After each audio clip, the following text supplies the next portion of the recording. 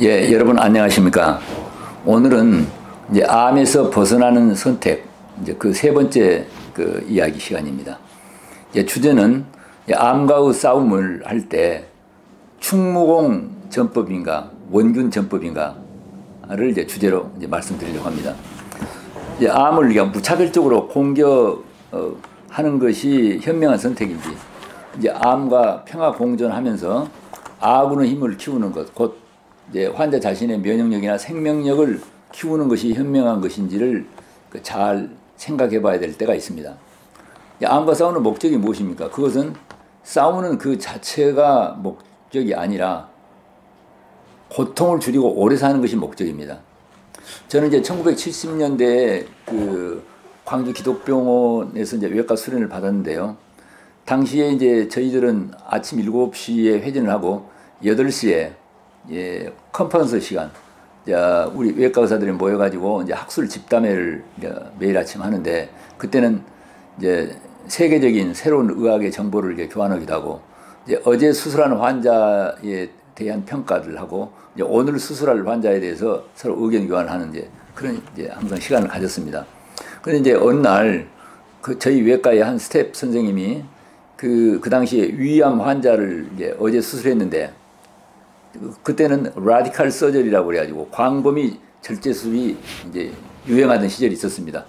이제 암이 있으면 그 주변을 암이 퍼져 나갔을 가능성이 있는 것은 모조리 전부 절제하는 것입니다. 그래서 이제 그분이 위암에 암에 있는 부위와 위 전 절제 수술하고 비장을 떼내고 또 췌장의 일부를 절제하고 간의 일부를 절제하고 소장과 대장의 일부를 절제하고 장관막을 절제하고, 그래서 내가 어제 그 광범위 절제술, 라디칼 서저리를 잘했다, 성공적으로 했다고 이제 그렇게 좀 이분이 좀 약간 자랑 삼아서 그렇게 어제 이야기를 했는데, 저희를 가르치는 그 스승인 닥터 디트릭이 이제 지금도 그 당시에 그분의 이제 말씀이 생생히 기억이 나는데요. 이제 우리 한국말이 좀 서투르기 때문에 이제 그분이 이렇게 말했습니다. 그러면 지금 뱃속에 무엇이 남아 있습니까? 수술은 잘했는데 환자가 죽어버리면 무슨 소용이 있습니까? 이렇게 말씀을 하던 그 기억이 납니다.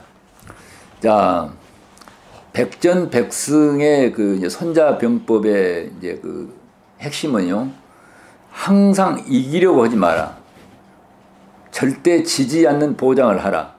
이것이 손자병법의 핵심입니다. 그러니까 나 죽는 싸움은 절대로 하지 말으라. 싸워서 이기려고 하지 말고 내가 죽는 일은 하지 말아라. 싸움은 잘했는데 내가 죽어버리면 무슨 소용이 있습니까? 그래서 이제 이 손자병법에 대한 핵심을 가장 극명하게 보여준 사례가 임진왜란 당시에 충무공 전법과 이제 원균 전법이 늘 비교가 되죠. 자, 임진왜란 그 말기에 왜군들이 충무공 이순신 때문에 도저히 못 해먹겠다 그래가지고 철수를 하려고 부산 앞바다에 그 수륙 양군이 일본 군대들이 이제 일본으로 후퇴하려고 이제 집결하고 있을 적에 그 도망갔던 선조가 한양으로 돌아와가지고서 그 충무공에게 그 부산에 집결해 있는 왜군을 마지막으로 소탕하라고 하는 그런 이제 명령을 내렸습니다. 이제 그때 충무공이 no, 그건 하면 절대로 안 됩니다. 그래 이제 명령 불복종으로 충무공이 유배를 갔습니다. 유배를 간 사이에 원균이라는 장군을 수군 통제사로 이제 임명을 했는데, 이 원균은 그 무능한 그 조정의 명령을 그대로 받아들여 가지고서 그 칠천량 해전 아시죠? 부산과 거제도 사이에 있는 칠천량 해전에 싸움에 나와가지고 자기도 죽어버리고 부하 장수 다 죽어버리고 조선 수군 다 괴멸로 빠뜨려 버렸습니다. 조선 수군의 배가 250척인데 12척 남고 조선 수군이 완전히 괴멸을 빠뜨려 가지고 일본에 철수하려고 하는 왜군들이 다시 힘을 얻어가지고 정유재란을 일으킨 사건이 유명하죠.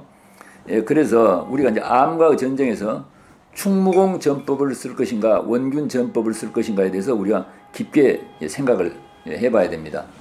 자, 제가 지금까지 지난 40년 동안 많은 암 환자를 관찰해 보면요, 자, 환자가 수술 항암제, 그것도 그냥 마지막까지 항암제를 극단적으로 써가지고 그 임종 때 항암제를 많이 쓴 의사를 막 원망하면서 이제 슬픔에 빠져가지고 세상을 떠난 경우를 제가 많이 봤습니다. 예. 그런데 이제 그 반대의 극단도 있어요. 야, 어떤 환자들은 내가 죽었으면 죽었지 수술 항암제 방사선은 절대로 하지 않겠다. 이제 그런 반대편 극단이 있는데 그분들은 자기 지인이 암에 대한 수술 항암제 방사선을 하다가 실패한 경우를 보고 나는 절대로 죽어도 수술 항암제는 안 한다. 이런 반대편의 극단을 선택한 나머지 그 조기에 수술 해가지고 그 암을 치료해가지고 오래 살 수 있는데 그 수술할 수 있는 좋은 기회를 놓쳐가지고서 병을 키워가지고서 눈으로 볼 수 없는 너무 비참한 모습을 해가지고 오는 경우를 봤습니다. 그래서 우리는 양극단, 환자를 마지막까지 계속 그 면역력과 상관없이 항암제, 수술 항암제 방사선을 계속 쓰는 그런 극단적인 방법과 또 한편은 그 반대의 양극단을 우리가 깊게 생각해서 그걸 피하고 중도를 선택해야 하는 것입니다. 우리의 목적이 무엇입니까? 우리는 암 환자가 고통을 줄이고 오래 사는 것입니다. 그래서 치료 주도권을 환자 자신이 가지고 자기가 지금 치료받고 있는 치료 방법이 정말 고통을 줄이고 오래 살게 하는 근본 목적에 부합된가 안 된가를 깊게 생각을 해서 그 양극단의 그 어리석은 선택을 우리가 꼭 회피하는 지혜, 곧 우리는 충무공의 전법을 택하는 그런 지혜가 꼭 필요하다, 이렇게 꼭 말씀드리겠습니다.